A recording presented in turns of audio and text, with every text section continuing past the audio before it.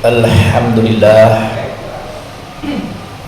alhamdulillahillazi arsala rasulahu bil huda wa dinil haqq liyuzhirahu 'alad dini kullihi walau karihal musyrikun.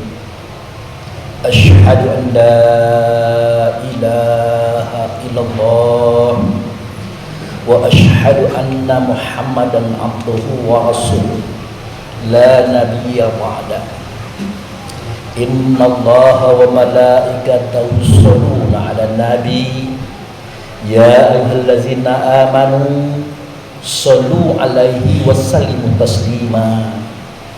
Allahumma sholli 'ala sayyidina Muhammad wa 'ala ali sayyidina Muhammad kama shallaita 'ala sayyidina Ibrahim wa 'ala ali sayyidina Ibrahim wa barik 'ala sayyidina Muhammad wa 'ala ali sayyidina Muhammad kama barakta 'ala sayyidina Ibrahim wa 'ala ali sayyidina Ibrahim fil 'alamin innaka Hamidum Majid. Ya ayyuhal hadirun, ittaqullah haqqa tuqatih wa la tamutunna illa wa antum muslimun. Wa qala Allah fil Qur'anil Karim, a'udzu billahi minasy syaithanir rajim. Bismillahirrahmanirrahim. Iqra wa rabbukal akram. Shadaqallahul azim. Jamaah Jumat yang menjadi tamu Allah dan dimuliakannya, kita bersyukur kepada Allah. Dengan anugerahnya kita diberi kesehatan dan kekuatan, sehingga dengan itu kita dapat hadir dan datang di masjid yang kita cintai ini. Tak lain tak bukan tujuan kita adalah untuk mengabdikan diri kepada Allah dengan cara melaksanakan sholat Jumat berjamaah. Kemudian kehadapan ikutan kita Nabi Muhammad Rasulullah Sallallahu Alaihi Wasallam, kita telah menyatakan sholawat. Semoga sholawat yang kita nyatakan tadi didengarkan oleh Allah, diterima oleh Allah, dan digantikan oleh Allah dengan syafaat atau pertolongan, di mana pada waktu itu tidak ada pertolongan kecuali yang datang daripada Allah melalui Rasulullah Sallallahu Alaihi Wasallam. Selanjutnya lagi, sebagai seorang khotib, saya tidak akan bosan-bosan mengajak, menghimbau, dan menyuruh semua kita, wabil khusus diri saya pribadi. Mari kita tingkatkan iman kita kepada Allah. Mari kita tingkatkan ketakwaan kita kepadanya. Berharap semua kita ini tidak akan mati kecuali berada dalam Islam atau selamat. Jamaah yang saya hormati, tadi setelah bacakan sebuah firman Allah yang saya ambil daripada surah Al-Alaq, di situ bunyinya sederhana sekali dan pendek sekali. Iqra wa rabbukal akram. Artinya kau baca, kemudian Tuhanmu kau muliakan.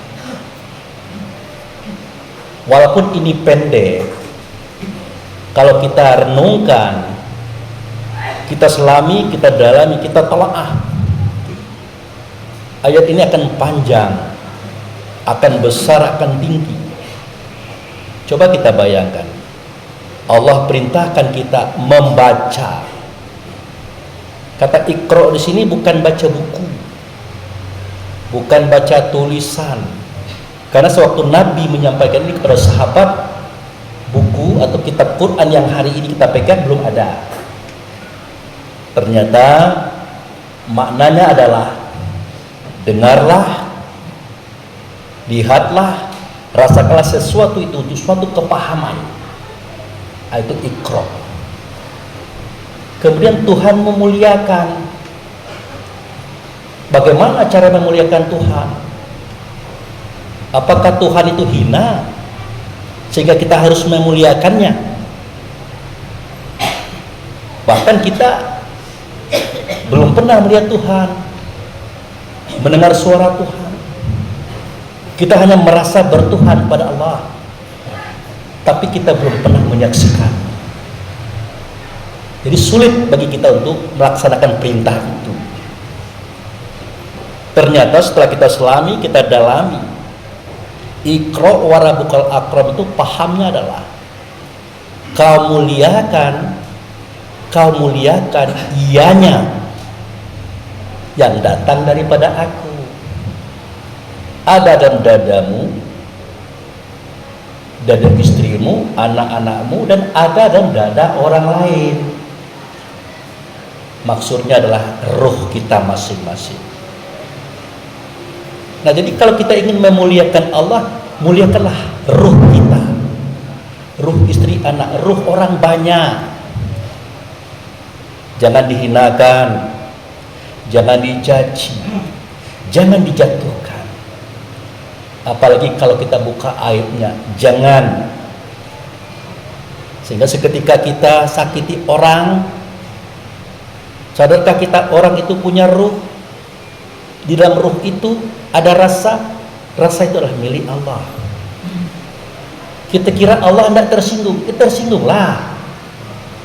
Makanya kita ini agak lucu.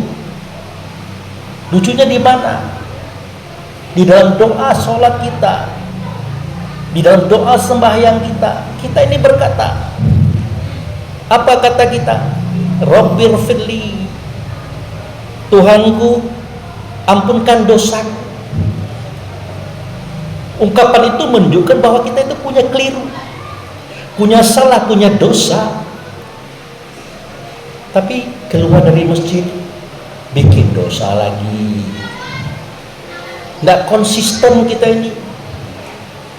Kemudian warhamni, ya Allah kasihanilah aku, sayangilah aku. Kita minta saja begitu, kita tidak sadar betapa banyak kekasih, kecintaan, kesayangan Allah yang sudah kita sakiti. Istri kita sakiti, anak kita sakiti, tetangga kita sakiti, orang banyak kita sakiti. Apakah Allah tidak tersinggung? Ya tersinggunglah. Tidak usah kita jauh-jauh beranalogi, bermisal. Kita punya anak kesayangan, tahu-tahu anak kita disakiti teman, dicaci teman, dihinakan teman. Betul teman kita menyakiti anak kita, tapi kita yang punya anak terganggu. Nah begitulah dengan Allah terhadap hamba-hambanya. Makanya para wali, orang-orang suci, orang-orang baik, tidak mau dia menyinggung orang, tidak mau dia menyakiti orang, apalagi menyusahkan orang. Seketika dia menyusahkan orang, menyakiti orang, menghinakan orang, sejatinya Tuhan orang itu yang tersakiti. Kalau kita paham saja di sini, tidak berani kita, karena yang sakit itu bukan hanya orang tadi, tetapi yang menilai orang tadi itu Allah Subhanahu wa Ta'ala. Kemudian apa lagi? Wajiburni, ya Allah cukupkanlah aku. Ya Allah gampang saja, oke siap, aku cukupi kamu. Tapi bagaimana cara Allah mencukupi kita? Allah baik bertanya kepada kita. Kata Allah, oke, aku siap mencukupi apa yang kamu inginkan. Caranya bagaimana? Kamu harus merasa cukup dengan apa yang ada. Gaji kecil kita syukuri, dapat uang dikit kita syukuri, kita merasa cukup. Nah, munculnya rasa cukup tadi, begitu cara kita menerima Allah mencukupi kita. Jangan khawatir kawan sudah dapat motor, dapat mobil, dapat rumah. Jangan khawatir. Jika datang waktu dan masanya, kalau memang takdir kita dapat benda itu, pasti dapat. Tidak mesti kita iri dengki kepada teman. Tidak mesti kita mengambil uang kas, nyelip-nyelip, uang kotak, uang, dalam bahasa lainnya mengambil uang orang. Tidak mesti begitu. Kita tidak sadar Mentang-mentang kita punya jabatan, gampang mengambil uang pada kas tersebut. Orang tidak tahu kita ambil, Allah tahu. Analoginya adalah PNS itu sendiri, pegawai negeri sipil itu sendiri, gajinya 5 juta. Baru pertengahan bulan dia kasbon 2 juta. Artinya apa? Sewaktu masa pemberian gaji itu datang, tidak mungkin keuangan tadi memberikan dia 5 juta, tidak mungkin. Pasti 3 juta. Pasti 3 juta. Kita ngutang, kita bon 2 juta. Dipotonglah. Nah ini saudara-saudara kita yang suka mengambil uang orang ini, dia kira itu dia beruntung. Enggak. Allah tahu berapa rupiah yang dia ambil, Allah tahu. Makanya seandainya Ustadz Abu Fikri ini selama hidupnya jatahnya 100 miliar, pada usia 50 habis usianya, di usia 40 dikalkulasikan, ternyata dia sudah banyak mengambil ini, mengambil itu. Kehidupan saya masih ada 20 tahun lagi. Selama 20 tahun itu jatah saya itu sudah habis. Makanya orang itu makan tidak enak, tidur tidak enak, semuanya tidak ada. Rezeki kita sudah selesai di situ karena dia duluan ngambil. Nah kalau kita tahu ini, tidak akan kita mengambil uang orang, tidak akan kita menipu, tidak akan mungkin kita korupsi. Betul apapun judulnya, kita menipu, kita mencuri, itu rezeki kita sebenarnya, tapi belum saatnya kita ngambil waktu itu. Dan tidak begitu pula caranya, biar Allah mengatur. Cuma kita ini pintar, lebih pintar dari Allah, kita ambil duluan, tahu-tahu di jalan kita kena. Kemudian kita doa lagi, warfa'ni. Kita ini hobi minta, angkat derajatku ya Allah. Kita belajar malas, mengkaji malas, mau diangkat derajat pula. Padahal Allah berkata, akan kuangkat derajat kamu yang beriman dan berilmu.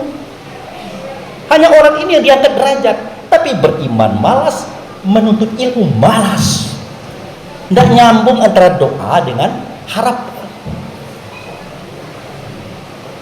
Kemudian warzuqni, berilah aku rezeki. Kita artikan rezeki itu uang. Padahal rezeki itu banyak dan luas sekali. Di antaranya kesehatan, ketenangan, kebahagiaan. Itu rezeki. Kalau artinya rezeki itu uang, tidak mungkinlah Raja Salman Arab Saudi itu menyebutkan kata itu juga. Dia kan sholat tuh. Ada dia mengatakan warzuqni, ada. Duduk di antara dua sujud dikatakan warzuqni, ya Allah berikan aku rezeki. Apakah itu uang? Harta benda, jabatan? Tidak. Rezeki yang paling tinggi itulah kebahagiaan, ketenangan dan ketentraman. Kemudian kita katakan pula wahdini, tunjuki aku ya Allah. Ngomongnya luar biasa, tunjuki aku ya Allah. Bahkan ngomong pula ihdinas siratal mustaqim, pasti. Seketika kita keliru, kita salah, istri kita mengarahkan, anak kita menunjukkan, teman-teman kita memberikan masukan, marah kita, kamu ini istri loh, kamu itu anak loh, kamu itu anak buah saya, kok ngajarin saya. Itu gaya kita itu. Kenapa? Kita mau Allah turun ke rumah kita, nasihati kita? Tidak ada. Allah menasihati kita, mengajar kita, mendidik kita melalui orang yang ada di sekitar kita. Makanya siap-siap mental kalau kita keliru diarahkan oleh istri, anak dan teman, ya terimalah baik-baik, ikhlas, karena petunjuk dan kebenaran yang disampaikan orang sejatinya itu petunjuk Allah, bukan petunjuk orang itu. Kemudian wa'afini, ya Allah sehatkanlah aku. Siap kata Allah, tapi yang kita kerjakan apa? Kita minum minuman yang dilarang, menghisap hisapan yang dilarang, melakukan perbuatan yang dilarang. Ya, mau sehat tapi kita melanggar semua kesehatan, akhirnya tidak sehat-sehat. Nyalahkan Allah pula, berdoa-doa bertahun-tahun tidak ada hasilnya. Bukan ada hasilnya, kamu itu tidak berjuang kata Allah untuk menepati doa-doamu itu. Jadi terlalu banyak kita tidak mengerti dengan suara kita, kata kita, perbuatan kita terlalu banyak. Apalagi kalau kita berdoa panjang-panjang, boleh kan? Boleh. Tapi ingat, doa itu tidak hanya diucapkan, tapi direalisasikan. Ya seperti yang saya ceritakan tadi. Minta pintar, belajar banyak-banyak. Minta kaya, rajin-rajin kerja, hemat, jujur-jujur. Kan begitu caranya itu. Nah kalau di daerah saya Bengkulu itu Sumatera Pak, kalau ada acara kenduri pernikahan itu ada doanya itu. Ya Allah, jadikanlah kedua mempelai ini sebagaimana damainya Adam dan Hawa, Ibrahim dan Siti Hijir, Sulaiman dan Bilqis, Muhammad dan Siti Khadijah. Bagus doa itu, bagus. Tapi ketinggian. Kenapa ketinggian? Ya bagaimana mungkin sang mempelai laki-laki ingin jadi seorang Adam, Musa dan sebagainya itu. Jadi doa itu sederhana-sederhana saja. Jangan terlalu tinggi, nanti tidak mampu kita melaksanakannya.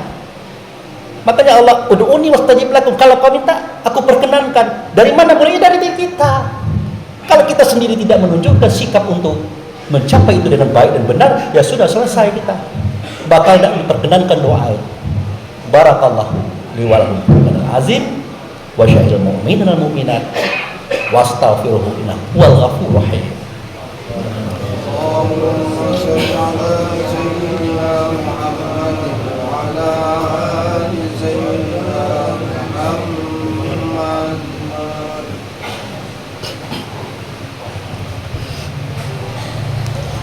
Alhamdulillah, alhamdulillahillazi arsala rasulahu bil huda wa dinil haq liyuzhirahu 'ala dini kullihi walau karihal musyrikun. Asyhadu an la ilaha illallah wa asyhadu anna Muhammadan abduhu wa rasuluhu la nabiyya ba'da. Allahumma shalli ala sayyidina Muhammad wa ala ali sayyidina Muhammad. Amma ba'du. Ya ayyuhal hadirun, ittaqullah haqqa tuqatih wa la tamutunna illa wa antum muslimun.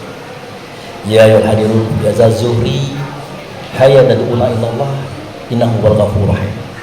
Wahai para hadirin, di siang hari ini mari kita berdoa kepada Allah. Sesungguhnya Allah Maha Pengampun, Pemaaf dan Maha Mengasihi dan Menyayangi kita. Mari kita berdoa.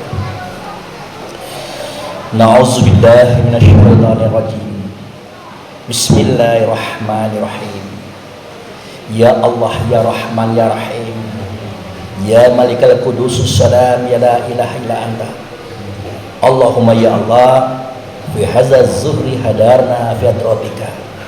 Aina hadarna fi atratika bizambina katsira. Wadzalika faghfir lana ala dzunubana. Faghfir lana ala dzunubana. Faghfir lana ala dzunubana. Rabbana zalamna anfusana wa illam taghfir lana wa tarhamna lanakunanna minal khasirin. Rabbana fir lana wa liwalidayna warhamhuma kama rabbana syaghira. Allahumma fir lil mu'minin wal mu'minat, muslimin wal muslimat, al ahya'u minhum wal amwat. Rabbana hab lana min azwajina wa dzurriyyatina qurrata a'yun waj'alna lil muttaqina imama. Rabbana na'udzubika bi kalimatika tammati minal bala'i dunya balil akhirah, azabi dunya azabil akhirah, fitnati dunya fitnatil akhirah, ala nafsina wal ahlina wal ikhwanuna wal a'maluna wal maluna, la hawla wala quwwata illa billahi aliyil azim. Rabbana wa taqabbal minas sholatana wa siyamana wa takhassu'anna wa tadarru'anna wa zikrina wa qira'atal qur'anuna innaka ghafurur rahim. Rabbana atina fid dunya hasanah wa fil akhirati hasanah wa qina azabannar. Ibadallah, innallaha ya'muru bil adli wa ihsan wa itazil qurba wa yanha fasai wal munkar wal baghi ya'izukum la'allakum tadhakkarun wa la zikrullahi akbar. Wa aqimus shalah.